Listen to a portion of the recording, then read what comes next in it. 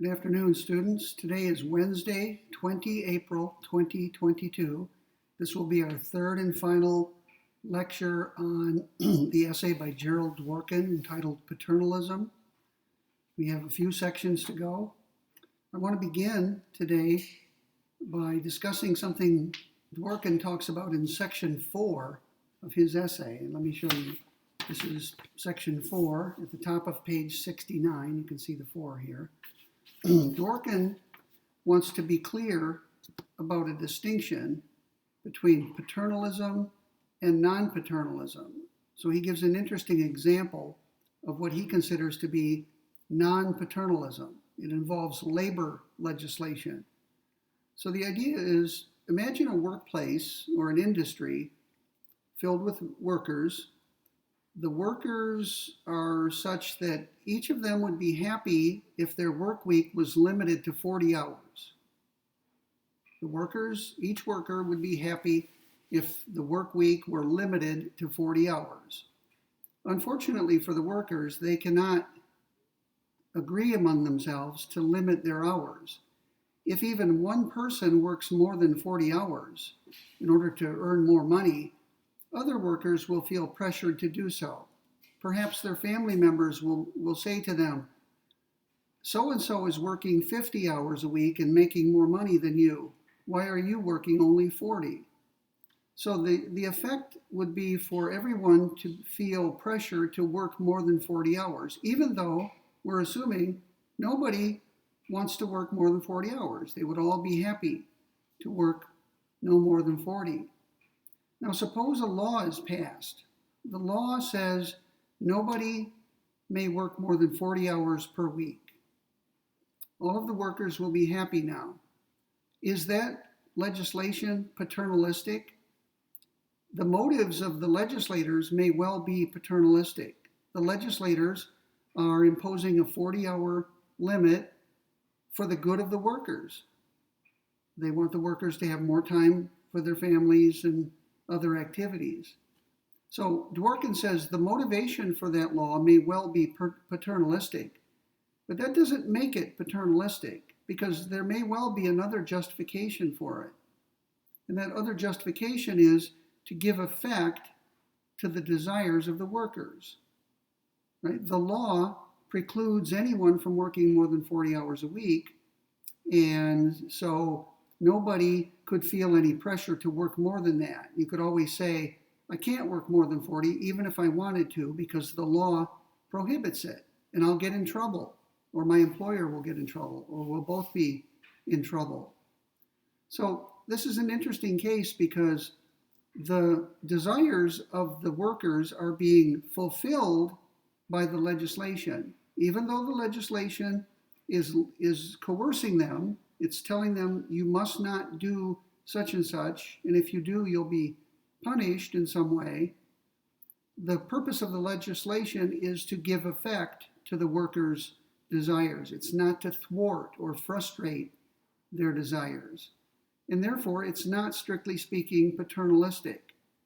Now, Dworkin doesn't say whether legislation like that is justified or unjustified. His purpose in giving this example is to claim that this is not an act of paternalism. Paternalism, he says, is where you frustrate or thwart the goals and desires of the person being paternalized. And that's not happening in the case I just discussed. So on page 69, Dworkin gives a narrower definition of paternalism, one that builds in this extra requirement. Here's what he says, page 69.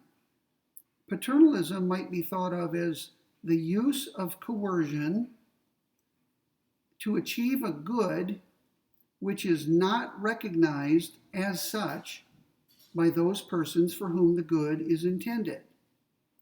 And in the case I've been discussing of the workers, the good is recognized by them. They accept it.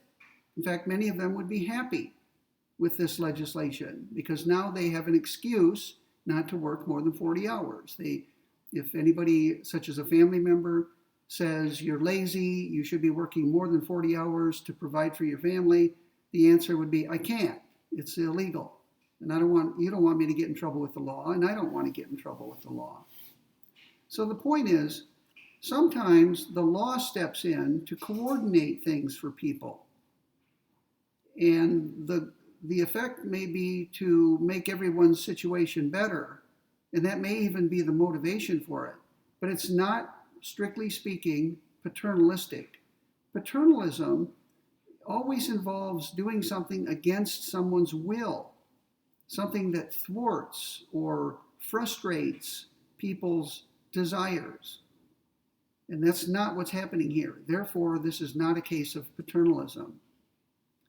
Here's another example from my own life. You may find this humorous and silly even. In 1995, 8 friends and I went out to Colorado. Actually, a couple of them lived out there, so the other 7 flew out to Colorado from their various homes, some from California, some of us from Texas. The purpose of going out to Colorado was to spend a week riding our bikes in the mountains. It was very difficult, but we all looked forward to it. Each day we would rise in our hotel room in a different city, and we would have a course laid out for us by the organizers, Mike from Colorado and Dan from Texas. They were longtime friends, and they put this tour together for us. Now, we would typically ride long courses each day, sometimes 50 miles, sometimes more than that. I think the longest day that year was 120 miles up and down the mountains. They were long, grueling rides. Now, Dan and Mike built into the week-long tour what they called an option day. And what they said is, we're not going to move from our hotel that day. When we wake up in the hotel, anybody who wants to ride that day may do so. You could do a loop. You could go do a big loop and come back to where you started. And then we would spend the next evening in the same hotel. So if you wanted to ride, you could. If you wanted to do something other than ride, you could do that. Maybe you want to rest or go to a sauna or take a hike or rent a mountain bike instead of a road bike. You could do anything you want. Just lie around, sightsee. Now, it occurred to me that perhaps Mike and Dan, since they are the bosses, they're the ones who organized the tour, and they spoke with authority over the rest of us. I said, why don't you just make it mandatory not to ride that day? In other words, prohibit people from riding. Just say, nobody's riding today. We're all taking the day off. And then tomorrow we'll all be refreshed and ready to go on the next leg of our trip. And my reasoning was as follows. I knew that all the people in the group had a fairly sizable ego. All of us thought of ourselves as tough-minded and physically tough cyclists. And it occurred to me that if anybody rode on the option day, other people would feel pressure to ride as well. Even though they would rather not ride, they didn't want to be thought of forever as a wimp or a sissy, right? I didn't want the others, if I took the day off and other people rode, they might tease me for years to come and say, oh, Keith took the day off and just relaxed when the rest of us did a long bike ride over the mountains. So I thought to myself, maybe what we need is a decree, an authoritative decree from Dan and Mike saying that no one's going to be riding this day. Now, could they really stop someone from riding? Well, I don't know, because they never imposed that rule. They let people ride who wanted to ride. And in case you're wondering, I did ride that day. I had fun. But if other people were taking a day off, I probably would have as well. And we all probably would have been happier. But most of us rode that day. Maybe a couple of people took off. So that would not be paternalistic. If Dan and Mike had imposed a rule that nobody may ride that day, that would not be paternalistic because they're doing it to give effect to what most people, maybe all of the people, wanted already. People wanted a day off. It's just that they weren't willing to do it if other people weren't. So there are a lot of situations in life where some authority needs to step in and mandate that either everybody do something or nobody do something. In the case of the workers, the mandate was negative. It said nobody may work more than 40 hours. In my example, Dan and Mike would have been issuing a negative mandate. Nobody may ride on the option day. We're all going to do something different, and we're going to get away from the bike for a day and enjoy ourselves doing something else.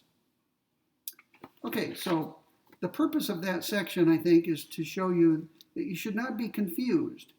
Right? Just because something is motivated by paternalism doesn't automatically make it paternalistic. Whether it's paternalistic depends on whether the interests or happiness or goals of the individuals who are being paternalized are being furthered or thwarted. If their goals are being furthered or promoted, it's not paternalism. It's paternalism only if their goals are being thwarted or frustrated or prevented. Okay, let's turn to the next section. You know who John Stuart Mill is now, a 19th century philosopher. Mill was famous as the author of a little book called Utilitarianism. Let me give you a quick sketch of what that is, in case you don't know. Utilitarianism is a normative ethical theory, and it claims to tell people what to do in every conceivable situation they may find themselves in. What utilitarianism tells people to do is to promote the greatest good. It tells people to maximize overall happiness. And when I say overall, I mean everyone's happiness. The person performing the act gets counted, but so does everyone else who's affected by the act. So the goal of utilitarianism is to make the world the best place it can be, to promote as much happiness overall as you can promote. And Mill was a utilitarian. He's one of the most famous utilitarians of all. So what would you expect Mill's position to be on paternalism? Wouldn't you expect that Mill would support paternalism sometimes, but not all the time? You would predict that Mill would be in favor of paternalism whenever paternalizing people would promote the greater good, the overall good. And you would think that Mill would be opposed to paternalism when it wouldn't promote the overall good. So you would predict that Mill, qua utilitarian, now you see that word qua in my notes, Q-U-A. Some people pronounce it qua. I pronounce it qua. It's a Latin term. It just means as. So let me put it in a different way without the fancy Latin. As a utilitarian, you would expect Mill, that's bad grammar. As a utilitarian, Mill would be expected to support paternalism sometimes and oppose it sometimes. What do you actually find in Mill? In Mill's famous book On Liberty, which came out 2 years before his book Utilitarianism, Mill came out strongly against paternalism, very strongly. In fact, it looks as though Mill believed that paternalism is always wrong in every situation. So here's the puzzle. How do we reconcile Mill, the utilitarian, with Mill, the absolutist about paternalism? On the one hand, as a utilitarian, he should be sometimes in favor of paternalism in those cases where it would maximize overall happiness. But on the other hand, in his book On Liberty, he comes out strongly against any kind of paternalism. So how do we reconcile these? That's an interesting question for philosophers and maybe for historians. Dworkin solves the problem by claiming that Mill had two distinct arguments against paternalism. One of his arguments was indeed an absolute argument. Mill was against paternalism because he thought that it undermined people's liberty, or what we might call their autonomy, their capacity to choose for themselves how to live their lives. So Mill had an autonomy-based argument against paternalism, and that comes through clearly in his book On Liberty. But Mill also had a utilitarian argument against paternalism. Mill's view was that in most cases, maybe almost all cases, paternalizing people would not, in fact, maximize overall happiness. And there are various reasons for that. One reason paternalism won't maximize overall happiness is because individuals, Mill believed, know their interests better than anyone else, including people in government. I know what's good for me, Keith, better than you do. I suspect I know my good better than my wife does. She knows me pretty well. She knows the kinds of things that make me happy and unhappy. But Mill believed that each of us knows our own interests better than anyone else, even our spouses or children or parents. And for that reason, whenever somebody stepped in and interfered with our liberty, more likely than not, they were going to make us unhappy. And if you're a utilitarian, that's a bad thing. Your goal is to make people happy, not unhappy.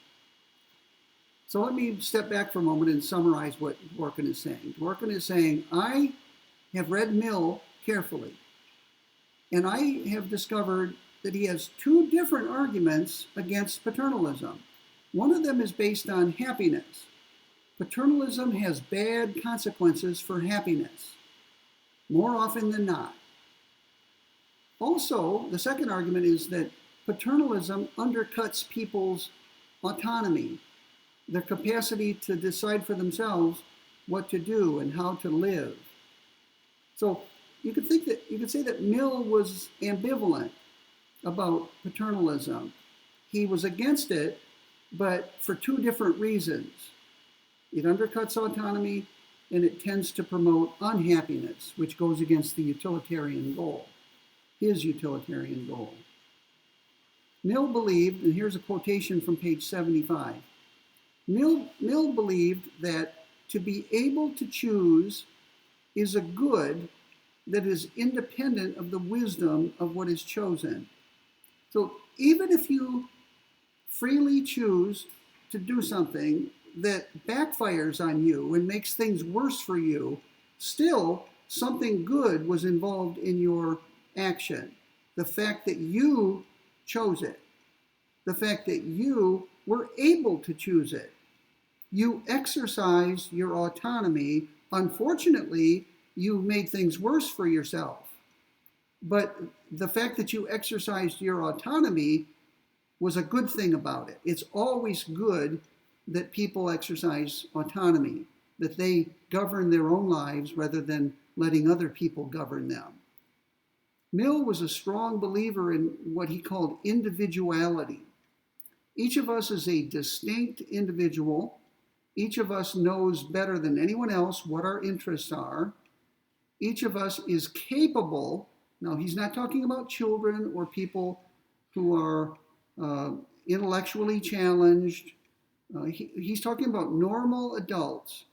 The typical normal adult is capable of forming a life plan and acting in accordance with it. So Mill believed that that's an intrinsic good, right? People exercising autonomy and living in accordance with their own choices and their own plan. That's an intrinsically good thing. And that type of argument is pervasive in his famous book On Liberty, which I recommend you read. I recently, a couple of years ago, went back and reread it. I read it many years ago, probably more than once. And a couple of years ago, I decided it's time to read Mill's book again, because you do forget things. And every time I read something for a second or third time, I learn more. I see things I didn't see. the first or second time I read it. So I'm a strong believer in reading things more than once. I know life is short and there are a lot of things that you want to read. I have a lot of things to read. But Mill's writings are classics, and he has much to teach us. So those are the kinds of things that are worth reading more than once. Great books like On Liberty and his little book, Utilitarianism. They're all in print. They're available online at places like Amazon.com, and they're usually pretty cheap. For a few bucks, you can acquire and read a classic book that still speaks to us today. The issues that Mill grappled with back in the 19th century are still with us today in the 21st century. You'll be amazed when you read Mill's books, especially On Liberty. You'll be amazed that the issues he grappled with are at the front burner today. Issues like deplatforming people, canceling people, doxing people, and so forth. All of those issues raise questions about the freedom to speak and to be heard, and the freedom to hear what others have to say. And all of these things that are happening now, doxing, canceling, deplatforming, all of them go against what Mill argued for. So I'm not assuming that Mill is correct. There's always two or more positions on issues like this. But Mill deserves to be read so that you have a more informed understanding of what's at stake on the question of free speech today. Again, acquire and read Mill's books. Okay, so Dworkin now talks a little bit about slavery contracts, something we talked about the other day. Mill, in spite of his opposition to paternalism, Mill comes out clearly against what we're calling slavery contracts. Let's read a little bit from page 75 where Dworkin quotes Mill. Page 75 of Dworkin's article. Here it is. Okay? I'm going to read the paragraph. Here's Dworkin speaking. As further evidence of this line of reasoning in Mill, consider the one exception to his prohibition against paternalism. So Mill, according to Dworkin, was not an absolutist about paternalism, but he was close to it. He allowed only one exception, and here it is. This is Mill talking.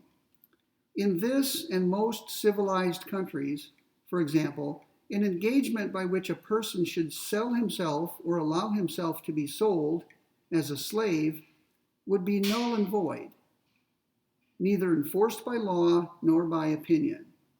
The ground for thus limiting his power of voluntarily disposing of his own lot in life is apparent and is very clearly seen in this extreme case. The reason for not interfering, unless for the sake of others, with a person's voluntary acts is consideration for his liberty. That's why we think paternalism is wrong in general, because we value liberty and autonomy. His voluntary choice is evidence that what he so chooses is desirable, or at least endurable to him. And his good is on the whole best provided for by allowing him to take his own means of pursuing it. But by selling himself for a slave, he abdicates his liberty. He foregoes any future use of it beyond that single act. He therefore defeats, in his own case, the very purpose which is the justification for allowing him to dispose of himself. He is no longer free, but is thenceforth in a position which has no longer the presumption in its favor that would be afforded by his voluntarily remaining in it. The principle of freedom cannot require that he should be free not to be free. It is not freedom to be allowed to alienate or get rid of or relinquish his freedom. Now let's think about that. Let me interpret what Mill is saying. Mill is saying that the whole point of standing back and letting people do as they please is that we value liberty. Everything is being done for the sake of individual liberty. But if someone signs a slavery contract, the act of doing so is an exercise of freedom or autonomy. But what are you doing? You are exercising your freedom to give up your freedom. Once you become a slave, you are no longer free to do as you please. You must do whatever the master requires of you. Your freedom is now circumscribed to whatever the master allows. So there's a paradox here. If you sign a slavery contract, you're exercising your liberty in order to give up all of your liberty forever. And Mill says that is a self-contradiction. It's certainly a paradox at a minimum, and respect for liberty does not require letting people give up their liberty. So Mill believed that slavery contracts they already are prohibited by law, but they should be, morally they should be as well. Right? The law should not allow people to enter into binding, permanent slavery contracts. Okay? So that's Mill's one exception. Everything else he thinks may be done, and people, including the government, may not intervene for your own good. Mill is a strong anti-paternalist, but he has one exception, and that involves the slavery contracts. Okay, so now let's use that insight to ask some questions and try to formulate a principle that will help us distinguish between those acts of paternalism that are justified and those acts of paternalism that are unjustified. We want some principle that will help us sort acts into those two categories. Some acts we will judge to be unjustifiable because they're paternalistic. Other acts we may judge to be justifiable acts of paternalism. But what's that principle? What is the principle by which we sort acts into these two categories? Well, Dworkin begins by discussing children. Most of us think, maybe all of us think, that it's justifiable to paternalize children.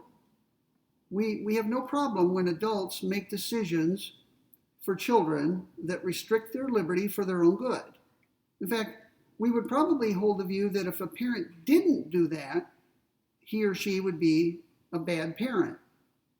It's part of the role of a parent to paternalize his or her children, to restrict their liberty for their own good, to make them eat their vegetables, to make sure they're in bed by a certain hour so that they get proper sleep, so that they can function, so that their brains can develop, and so forth. And that's part of good parenting. And no one would criticize paternalism by a parent, a mother or father. So what justifies paternalism of children? According to Dworkin on page 76, they lack some of the emotional and cognitive capacities required in order to make fully rational decisions. That's what justifies paternalizing children. They're not developed yet, either emotionally or cognitively. They haven't gained control over their emotions. They throw fits, they act up. So do some adults, right? We call them childish when they do that. But children do it as a matter of course. That's characteristic of children, to not have their emotions under control. We say that they lack self-control. That's part of becoming an adult. You learn how to control your emotions and make careful decisions. Also, children's minds are not yet developed. That's what Dworkin calls cognitive capacity. Right? That's another developmental feature.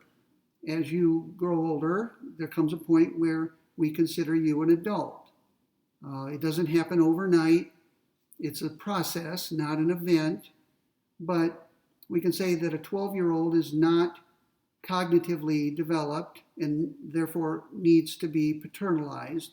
But a 24-year-old should by then be cognitively developed, mature, have self-control, and so on. That's when we want to stand back and let them make decisions of their own and suffer the consequences. It's a trial and error process. I'm sure when you look back on your own life, you realize you made bad decisions and you had to suffer the consequences. Sometimes other people have to suffer the consequences of your bad decisions. And you learn from it. Most people learn from their mistakes, and they learn not to make those same mistakes again. And every parent's fear is, of course, that your children will make bad decisions that end up causing permanent harm to them. Either they do things that end up in their death or disfiguration or injury, serious long-term injury. So parents, they want their children to learn how to make decisions, wise decisions, but in order to do that, you have to let them actually make decisions and bear the consequences. I think probably most parents breathe a sigh of relief when their children reach, say, the age of 21. They're through the turbulent years of childhood and adolescence, and they're more likely to make good decisions at that point than they were before. Now, here's the thing. If the reason we think that paternalism of children is justified is that they're not emotionally and cognitively developed, isn't it true of some adults that they are not emotionally and cognitively developed, or that they sometimes make rash decisions in a fit of emotion, or they don't think things through? They make cognitive mistakes. They reason poorly about how to behave. And if that's so, let's call these childish adults. Physically, they're mature and they're adult, but they're acting as though they were children. Let's call that childish adults, okay? What should we do about childish adults? Well, Dworkin is suggesting that we should treat childish adults the way we treat children. Okay? If we know that a person is acting rashly, if we know that an adult is acting in a way that he or she will come to regret at some point, perhaps we would be justified in stepping in and restricting his or her liberty. And one of the rationales for this is that the person whose liberty is being limited will eventually come to thank us, to be grateful for what we did. At the time we interfere, there will be howls of protest, probably. But later, maybe a few years later, when the person has become more mature and gathered more experience, the person might look back and say, "Thank God you stepped in. I was about to do something very dangerous. I could have destroyed my life or injured myself gravely. I'm glad you stepped in and prevented me from doing it. Thank you." That's an expression of gratitude. What is it when somebody, after the fact, puts a stamp of approval on something that was done to that person at an earlier point? That's called ratification. Ex post ratification. Ex post means after the fact, and to ratify it means to approve of it. So if a child or if an adult who is paternalized later comes to agree that it was justified, we would say that that person has ratified it. And it happens more often than you would think. When I look back, there were things that I thought about doing, and maybe someone stepped in and talked me out of it, or physically prevented me from doing it, or deprived me of the money that I needed to do it. At the time, I was resentful, but later, when I look back on it, I was grateful. You could say that I've ratified what was done to me, something I objected to at the time. So maybe we can use this as a test. In order to determine whether a particular act of paternalism is justified, you should always ask, will this person at some point in the future ratify it? Will this person come to agree with me that it's justified? And if so, that would be a justification for my interfering with you now. Right? It's the expectation that you will come to ratify it. In effect, you're agreeing, you will come to agree that what I'm doing is right and permissible and justifiable. So maybe we can use that as a test to sort acts of paternalism into those that are justified and those that are unjustified. We can call that the ratification test, if you want. Okay, now in the rest of his essay, Dworkin, and by the way, Dworkin's essay is not very well organized in my judgment. I wish he had been a little clearer, especially early on, about what exactly he's going to argue, and even perhaps lay out his argument step by step. By the time you get to the end of it, you may be wondering, what has he accomplished, or where does he stand?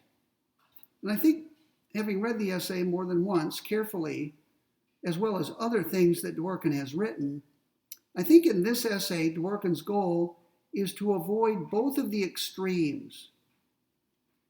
Dworkin wants to avoid the two extreme views and take up a middle-of-the-road position, a more moderate position. What are the two extremes?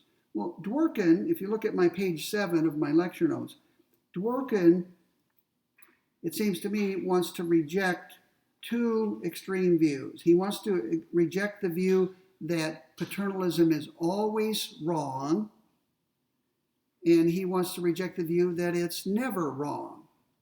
In other words, sometimes paternalism is wrong and sometimes it's not.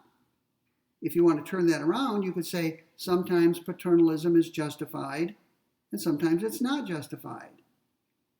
Now, that's a moderate position, isn't it? And if that's Dworkin's position, he owes us a principle that will allow us to sort cases into the two categories. And I think that's one of his goals in this essay, is to at least work his way toward a principle.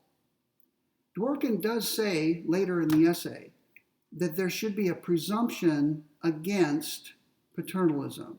Now, we've talked about presumptions in here many times, several times. You know about the presumption of innocence in a criminal case. And you know what that means. I explained it just a couple of days ago. Dworkin believes that liberty / autonomy should be the norm. Those are both valuable, and that's the way things should be, unless and until there's a good reason to interfere with liberty and autonomy. So Dworkin believes that there is a presumption against paternalism. In fact, he goes so far as to say that there's a strong presumption. It's a strong presumption. On page 84, to skip way ahead, he says, quote, "Better 10 men ruin themselves than one man be unjustly deprived of liberty," unquote. Now, you may have heard the following expression, because he's playing upon it here. You may have heard, better that 10 guilty people go free than that one innocent person be convicted and punished. Have you ever heard that? It's a 10-to-1 ratio. Liberty is so valuable that we should bend over backward to rule out depriving people of it. We don't want innocent people to be punished. Punishment is one of the worst things the government does to people, maybe the worst. That we want to bend over backward to see that innocent people aren't punished. So we stack the deck against the prosecutor in a criminal case, don't we? We make the prosecutor prove guilt beyond a reasonable doubt, which means if even one juror in a criminal case has even one reasonable doubt, he or she must vote to acquit rather than convict. And that one vote will mean acquittal for the defendant. So think about the burden that the prosecutor must bear. The prosecutor must rule out every reasonable doubt on every issue in the case for every juror in that case. That's a very heavy burden to bear. Why do we make prosecutors bear such a heavy burden? Because we value individual liberty greatly. All right? We want to make sure that nobody who's innocent gets punished. Now, we know for various reasons that sometimes innocent people are convicted and punished. And that's a travesty of justice whenever that occurs. And we should set up our criminal justice procedures so that we minimize that the likelihood that that happens. But keep in mind that human beings are fallible. Our institutions and procedures are therefore fallible because they're human-made. We can never rule out conclusively the possibility that an innocent person is convicted and punished. All we can do is put as many safeguards as we can into the system, and that minimizes the likelihood. It decreases the likelihood so that it's maybe one case in 1,000 where an innocent person is convicted and punished. Okay, so what Dworkin is saying is depriving people of their liberty by paternalizing them is a very bad thing. It's better, he says, that 10 men ruin themselves through foolish actions than that one man be unjustly deprived of liberty. So according to Dworkin, we should be very, very sure that when we intervene to restrict someone's liberty, we are doing something justifiable. That it will, in fact, not only promote the good of that person or prevent some very serious harm, but also that the person in question will come to thank us for it one day. There's that, what we called earlier, ratification. Okay, I'm not going to try to cover every point that Dworkin makes or even everything that I have in my lecture notes. But I haven't drafted the exam questions on Dworkin yet, but I probably will this weekend. And when I draft the questions on Dworkin, when I write them, I will know exactly what I lectured about in my videos. And I'll try to be reasonable and fair, and I'll try to focus on the things that I actually talked about, right? Rather than things that are in Dworkin that I didn't talk about, or things that are in my lecture notes that I didn't talk about. You see what I'm saying? I'll focus primarily on the things I talked about in my video. Okay, let's look at some practical problems, line drawing problems. Presumably, Dworkin says, we don't want to rule out all dangerous activities. We don't want to stop people from doing things that we believe are dangerous for them. He calls these activities ultra-hazardous activities. And he gives some examples. Mountain climbing. We might add things like bullfighting, automobile racing. Have you ever seen a NASCAR race or an IndyCar race? My wife and I have been to Daytona a few years ago to watch the Daytona 500. And we've also been to Texas Motor Speedway a couple of times to see either NASCAR or Indy cars. And the experience was quite overwhelming. Let me talk about Daytona. I'd seen many races, NASCAR races on television. And you get a feel for the power and speed of the vehicles as they go around the track. But you really have to be there to experience it in all of its effects. Not only was the sound deafening, most people wear headphones. Some of them have headphones that are designed to keep the noise out. Others have headphones where they are tuned to a broadcast. They can actually hear the drivers and their crew speaking to each other. But it would be really hard on your ears if you didn't have some kind of ear protection, such as headphones. But the thing that really struck me was and that you don't experience on television. You get the full sound when you're there in person, and you can feel the cars, especially as they go by you, wherever you're seated in the stands. When the cars come by, the stands rumble, and you can feel it in your bones, the power of these vehicles. And I remember also the sense of the speed of these cars. I don't think you can get an idea of how fast they're going on television, really. They're going 200 miles an hour, and they're only inches apart. They're, especially at the beginning and after an accident, when they take off again under the green light, the cars are all packed together, sometimes as many as 20 or 30 of them. And when they come around in a pack, bunched up close together, you really get a feel for the speed at which they're going and the danger of that activity. I can imagine somebody going to Daytona and saying, you know, this is just so dangerous. People have died in these auto races. People have been seriously injured. Dale Earnhardt was killed in a NASCAR event many years ago. It's very, very dangerous because of the speed at which they're traveling and how close they are to each other, and so on. Okay, back to the point. Human beings engage in what Dworkin calls ultra-hazardous activities. And by ultra, he means they're not just hazardous, like riding a bike on a city street is hazardous.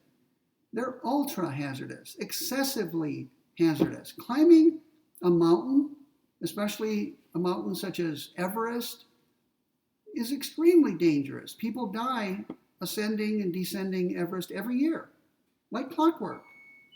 Every year, we know that a certain number of people will die on Mount Everest.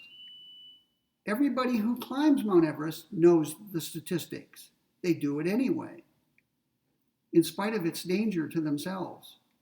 People engage in bullfighting in places like Spain. It's very dangerous. You're in an arena with a bull with sharp horns. Very dangerous. How about running with the bulls in Pamplona, Spain? It's an annual event. People happily, eagerly look forward to running in front of the bulls. Some people get gored and I assume are maimed for life. Maybe people have been killed. I don't know. Anyway, should we as a society ban or prohibit these ultra-hazardous activities on the ground that they're not in the best interest of the participants? Dworkin's position is it depends. It depends on primarily how central those activities are to the lives of the participants. Some activities that we engage in are central. They help define us as who we are. Someone who climbs mountains like Everest thinks of him or herself as a mountain climber. It's what I do. I've been doing it my whole life, or much of my life. I'm expert in it. I'm trained in all of the procedures. It gives my life meaning and purpose. I'm part of a community, that sort of thing. For some people, mountain climbing is a central component of their lives. And Dworkin says that we should be very reluctant to ban those people from engaging in those activities because of the centrality of those activities to their lives. But what about things like not wearing a seatbelt? There are people who would rather not wear a seatbelt. Maybe there are people who choose not to wear a seatbelt because they find it constricting or inconvenient. Maybe on a hot summer day, the seatbelt causes, when you take the seatbelt off, you find that your shirt is sweaty because of the perspiration was not allowed to evaporate, and you don't want to go into a business with a sweaty streak on your shirt. That's the kind of reason people might not want to wear a seatbelt. But Dworkin says not wearing a seatbelt is not central to anyone's life. I mean, try to imagine someone who says, I'm part of a community of non-seatbelt wearers. I've studied it. I've participated in not wearing a seatbelt my whole life. It's important to me. I would resent anyone telling me I have to wear one. The whole idea is laughable, right? Not wearing a seatbelt or wearing a seatbelt is not something that's central to people's lives. And so we should be more willing to intervene in cases like that, to make people wear seatbelts for their own good. So I think what Dworkin is saying is one of the things we should look at when we're deciding whether a particular activity should be prohibited or not on paternalistic grounds, one of the things we should look at is how central is the activity to the person in question, the person we're thinking of paternalizing. And perhaps we should leave the mountain climbers alone, even though in our view they're doing foolish and dangerous things that aren't worth the risk. They think their activities are worth the risk. They do. The fact that other people like me think that they're foolish and not worth the risk, that's not the proper question. Perhaps we should leave it to people to engage in bullfighting. Now, I haven't talked about the harm to the bulls. That's an entirely different question. But if the question is whether bullfighting should be banned for the good of the, what do you call the people who engage in bullfighting? Toreadors, maybe? I'm just guessing. The question is whether bullfighting should be banned for the sake of the toreadors who are risking their lives in that activity. Yeah, the question is not whether we should ban bullfighting for the sake of the bulls who are killed and injured in that activity.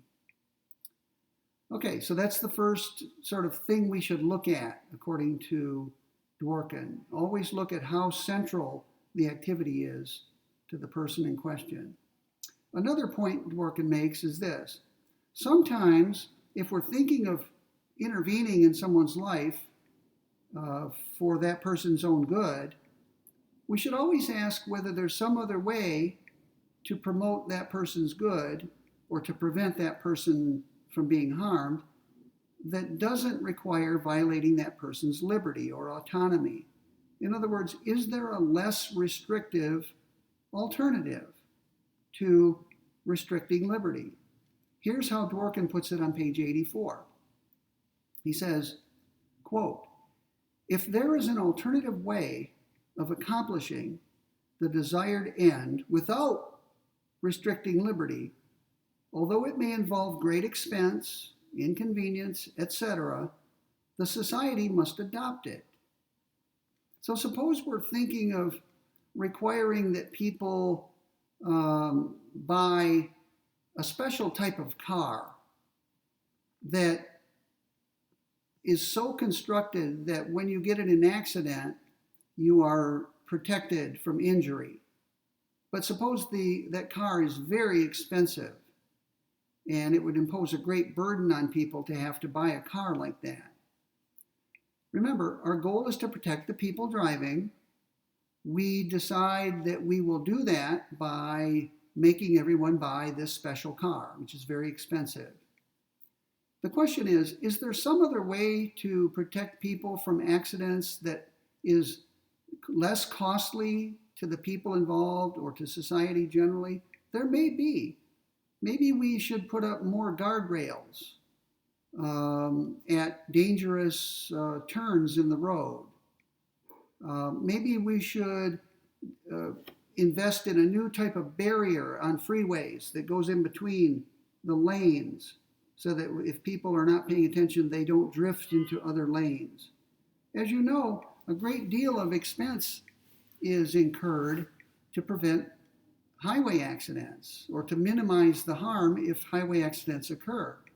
I've driven on roads here in Texas where grooves are cut on the side of the road or in the middle of the road. Grooves, so that if you're not paying attention or if you're falling asleep, your car will drift either to the center where you're in danger of hitting someone head on, or to the right where you're in danger of going off the road and hitting a tree or something. Those grooves cut into the road, as you know, I'm sure you've seen them and experienced them, they're designed to minimize the likelihood of accidents by waking people up or getting their attention back if they're fiddling with the CD player or looking at a cell phone or something. We put up all kinds of guardrails and buffers and barriers. All of that comes at great expense, but society has determined that it's worth it to prevent accidents and to minimize the harm done when accidents do occur. So what Dworkin is saying here is that society should be willing to pay more money. Remember, the government doesn't make money, it collects money from taxpayers. So what Dworkin is saying is the government should collect enough money from taxpayers to make investments that are designed to protect people from harm to themselves as well as to others. Paternalism should be our last resort. Right? We should refrain from paternalizing people if there are other ways to prevent harm to people, even though those other ways cost more money or create more inconvenience, etc. He says society must adopt it. So that goes back to the presumption against paternalism that Dworkin supports. The presumption against paternalism means that we should turn to paternalism only as a last resort. And we should be willing to spend a great deal of money. He doesn't say how much or what proportion, but we should be willing to spend at least something, maybe a great deal, to avoid having to paternalize people. And that's because we respect and should respect liberty and autonomy. Okay, so let's end our discussion by stating a list of relevant considerations. So here's what it says in my lecture notes on page 7. It's section 13 of my notes. I call it relevant considerations, i.e., considerations that rational, self-interested people would agree are relevant. These are the things we should look at when we're thinking about paternalizing someone. First, how severe or restrictive is the interference? What are we doing actually? Are we forcing somebody to do something? Physically forcing somebody? That's pretty extreme. That's an extreme measure. And we should resort to that only when nothing else works or is likely to work. Secondly, we can try coercing people. That's what the criminal law does. The criminal law says, do this or else, or don't do this or else. That's coercion. And that's pretty blunt. It's not as blunt as force, because coercion, to be successful, doesn't require force. No touching is necessary in order for coercion to work. The threat of force alone suffices for most people. Most people don't want to be punished, and that gives them a self-interested reason not to break the law. So coercion should be resisted if it's at all possible, according to Dworkin. Third, one way to paternalize people is to manipulate them, to play upon their emotions, or fool them in some way. It's to do things to get them to do what's in their best interest. For example, many politicians have tried to persuade restaurants not to put salt shakers on the table. Typically, traditionally, when you went to a restaurant and sat at a table, there would be a few items on the table when you arrived, among which are a salt shaker and a pepper shaker, salt and pepper. Now, some people, when their meal is brought, mindlessly put salt and pepper on everything. I'm one of them. Okay? But studies show that most people have too much sodium or salt in their diet, and it's connected to things like high blood pressure, hypertension. So it's in people's interest to reduce their sodium intake. Studies have shown that if the restaurant keeps the salt and pepper off the table, and brings it only when the customer requests it, less salt gets consumed. And that's to the benefit of the customers. They're better off not consuming that salt. So think about it. Nobody's being forced into doing anything, physically forced. Nobody's being coerced. Nobody's saying, don't touch the salt or else. But people are being manipulated, right? Somebody has decided not to put the salt on the table and make the customers ask for it. A few will ask.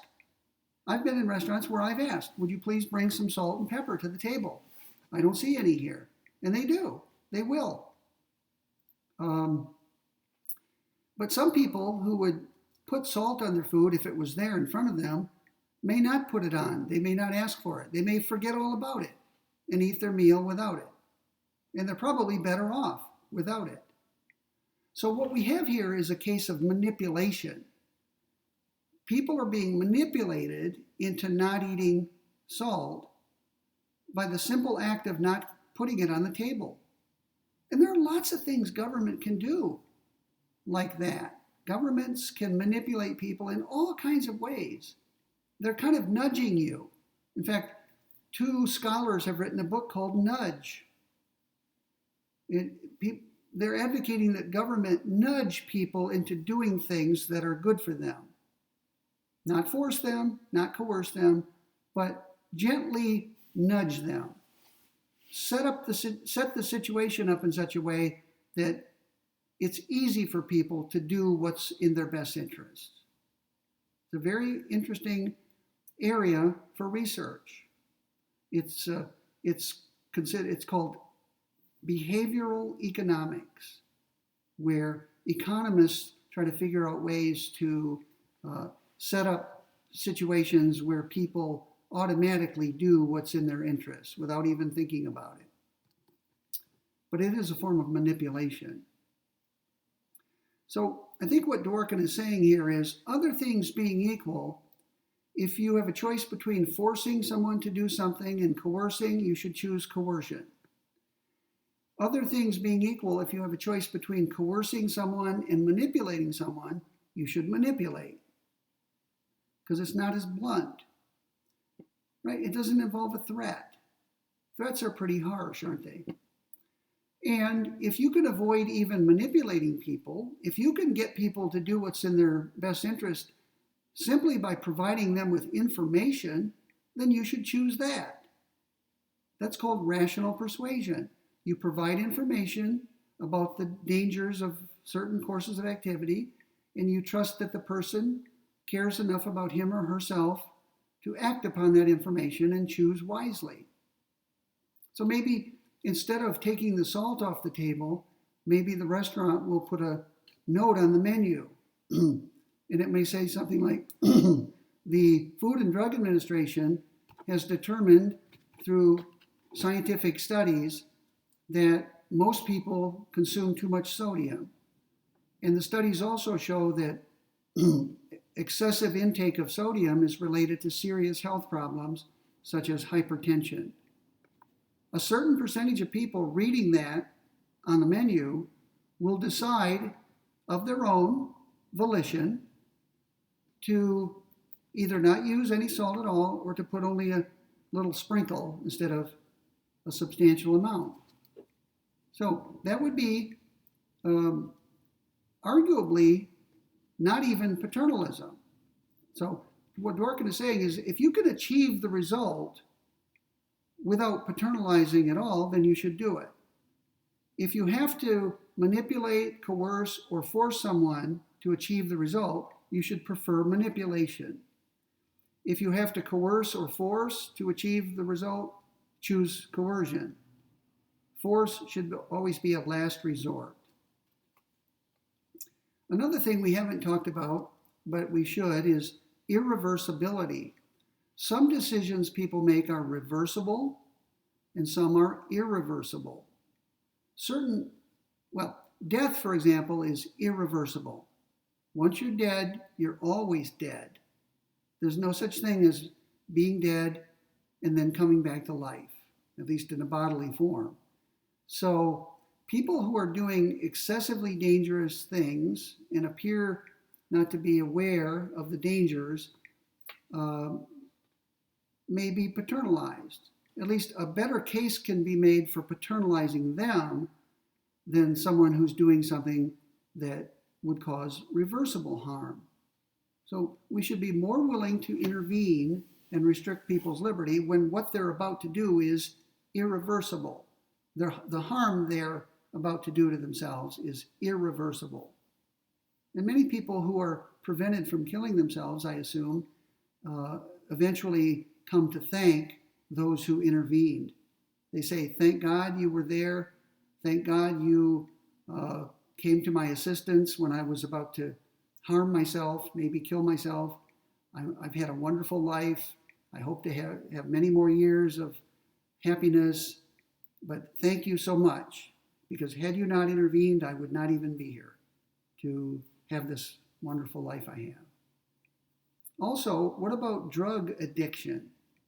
That's also in a way irreversible, isn't it? If you start to take a substance, an addictive substance like heroin, you could become addicted to it. And once you get addicted, you may be unable to get off it. You'll be compelled to continue using that substance. So intervention to prevent people from using addictive drugs would be more likely to be justified than intervention to prevent people from performing other acts that are less harmful or less addictive.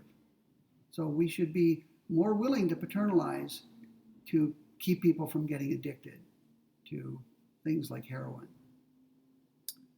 Another thing we should take into account, and I'm just going from my notes on page 7, is we should always ask before we intervene, is the person we're thinking of intervening with under any kind of psychological or social pressure? Because people often do things under pressure, including peer pressure, that they would otherwise not even think of doing. So imagine a group of teenagers. Well, I don't want it to be teenagers because we might argue that paternalism is always appropriate for teenagers. But suppose we've got some young adults in their 20s, early 20s, let's say. They're adults for legal purposes and most moral purposes. But suppose that a group of them are engaged in something very dangerous. Maybe they're playing Russian roulette with a real gun. Many of them might participate in that activity in spite of their desire not to, because they feel pressured. They don't want to be made fun of by the others. The others might call them, well, you sissy, what are you afraid of? Come on, we're all going to play Russian roulette.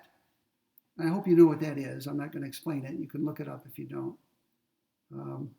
But anyway, what Dworkin seems to be saying is that intervention in people's lives is more justifiable to the extent that the person is acting under some kind of pressure, peer pressure, psychological pressure, social pressure of any kind. Our goal is to protect people from themselves. And people often do things when pressured that they would not otherwise do. So be alert to pressures that people are experiencing and take that into account when you decide whether to intervene and limit their liberty for their own good. We've already talked about how central the activity is to the person's life. That should be taken into account. And we've already talked about less restrictive alternatives.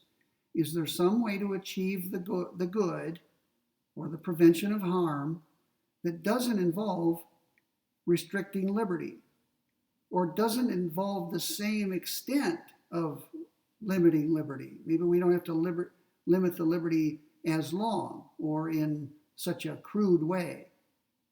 Right? So always find a way, if you can, to achieve the good or prevent the harm without doing much damage to liberty and autonomy, because those things are intrinsically good.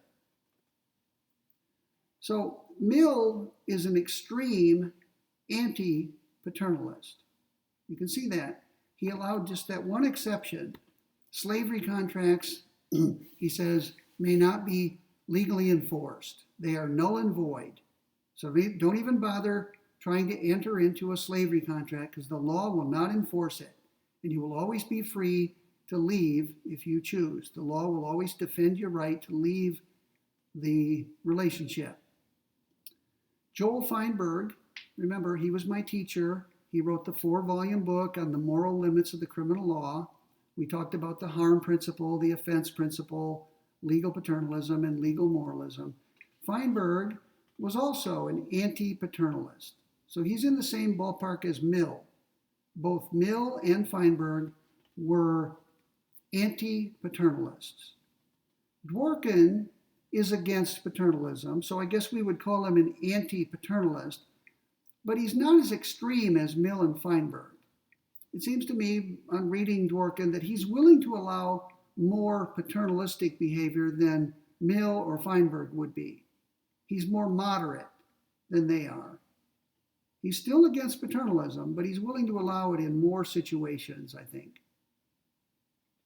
In case you're wondering, is anybody in favor of paternalism? Yes.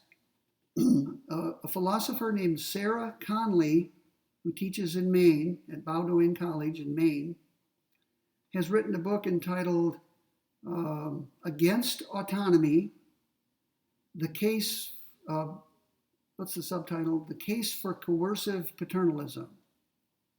I think that's the subtitle. Anyway, she's arguing in favor of what she calls coercive paternalism. And her argument is very interesting. She argues that we do more good when we intervene in people's lives than we would if we let them do whatever they pleased. And she's not only advocating manipulation, she's not only advocating coercion, she's advocating, in some cases, force, but certainly coercion. She believes that things like smoking should be banned by law. I'm not making this up.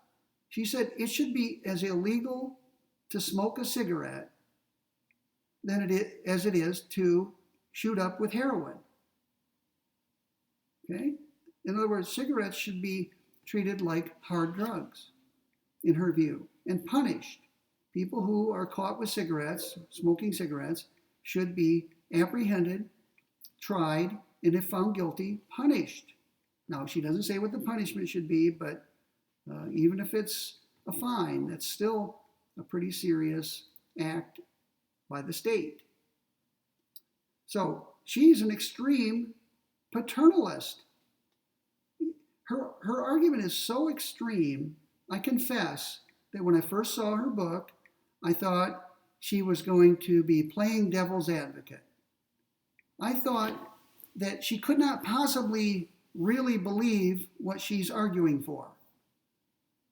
I thought she decided one day, I'm going to make the strongest case possible for extreme paternalism, for what she calls coercive paternalism, almost as an exercise to see how strong a case could be made. But I now believe that she truly endorses this. She's not playing devil's advocate. She is sincere. She believes that government should intervene in our lives in many areas to prevent us from harming ourselves. Many people fail to save money, and they end up destitute in their old age when they're no longer able to work. She advocates that government take measures to force people to save money, whether they want to or not. It could be something similar to Social Security. It may be money is required by law to be taken from your paycheck throughout your working life. And maybe she would advocate that more money be taken than is currently being taken by Social Security. Because as you know, and I've recently found out, I'm 65 now, and just the other day, my birthday came on the 7th of this month, Just the other day, I had to sign up for Medicare. Everyone has to upon reaching 65. And when I retire in about a year, a little over a year, I will have to sign up for Social Security. I don't have to start collecting, I don't have to sign up for Social Security until I'm ready to start drawing money. And it's in my interest to wait. If I wait until I'm 70 to start drawing money, I will get more money per month for the rest of my life. So you have to try to figure out, how long am I likely to live? If I expect to live to be 90, I probably should wait until I'm 70 to start drawing Social Security, if I'm able to, if I have enough savings to live on, because then I'll get more money per month for the rest of my life. And that could be 20 years if I live to be 90. But if I don't expect to live beyond 70, you should probably start drawing money at 62. The youngest anybody can collect Social Security is 62. But you're going to get a lesser amount per month if you start drawing early. But if you expect to live only to 70, it's probably in your interest to start drawing as soon as you can, so that you're collecting some money from 62 until you die at 70, let's say. All right, so Social Security tells you very clearly, do not expect to live just on Social Security. You could, but you may have to live in a small house. You may have to move to a state where the cost of living is very low. And you would probably not be able to live in a state like California or New York because the cost of living is so much higher there. Texas has a low cost of living, Florida, probably Arkansas, Louisiana, states like that. So, Conley would probably argue that not enough money is being taken out of our paychecks and put into Social Security. We should increase the amount that people are required to set aside so that when they retire, they will have a comfortable life rather than a meager life where they have to live in a small house or apartment and can't travel, have very few entertainment or recreational activities because they tend to cost money. Maybe you can't go out to restaurants because it's too expensive. You have to cook your own food every day, that sort of thing. Conley advocates that government look after us and protect us from our own foolish decisions. No smoking, you got to save more, and so forth. Okay, so I just want you to know that on one extreme, you have people like Mill and Feinberg who are almost absolutists about paternalism, who say paternalism is almost never justified. And then you have people at the other extreme, like Sarah Conley, who say, let's paternalize whenever we think that doing so will be to the benefit of the person we're paternalizing. Okay? And then, of course, there are people in the middle. I put Dworkin somewhere in the middle, which is why I call him in my notes a moderate anti-paternalist. Or maybe he's not right in the middle between Feinberg and Conley. He's closer to Feinberg. So he may be like 3/4 of the way from Conley and only 1/4 of the way from Feinberg. You see what I'm saying? So he's in the middle area, but not exactly in the middle. He does say, remember, that there's a strong presumption against paternalism, and we should resort to it only when certain conditions are in play. Irreversibility, social pressure, and that sort of thing.